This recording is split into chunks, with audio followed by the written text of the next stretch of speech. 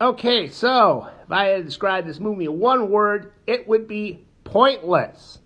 I did not see why it was made.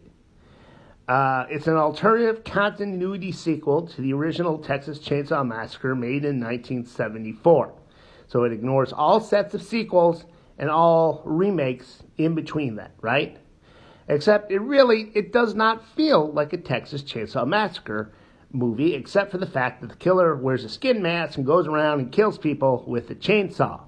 It seemed kind of unnecessary that this movie needed to be a Texas Chainsaw Massacre movie. Really didn't feel that much of a connection to the original one. They got the Leatherface character, and there's no explanation what happened after the events of the original movie to him and how he ended up in this town.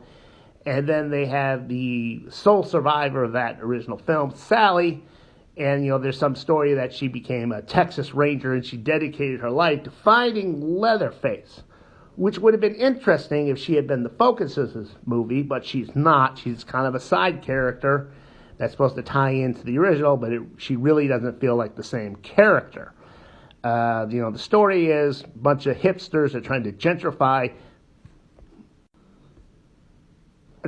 gentrify this Texas ghost town, and there's two residents left over. This old lady who runs an orphanage, and she's kind of crazy, and of course Leatherface. And they piss the two of them off. One of them dies, and then Leatherface wants revenge, which seemed perfectly okay, but I don't understand why it's Leatherface. Like, that would have been a perfect movie plot with some new horror movie killer. It didn't need to be Leatherface, and like I said, it really does not feel like a Texas Chainsaw Massacre movie, and that's why I'm going to dock it in my ratings. Okay, I'm just going to get into ratings.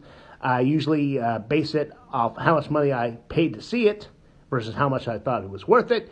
I go with the standard $8.50 price, and because of all the problems, I'm going to dock it down to $6.50. The only thing that keeps it at that is the fact that it does have some wicked cool kills.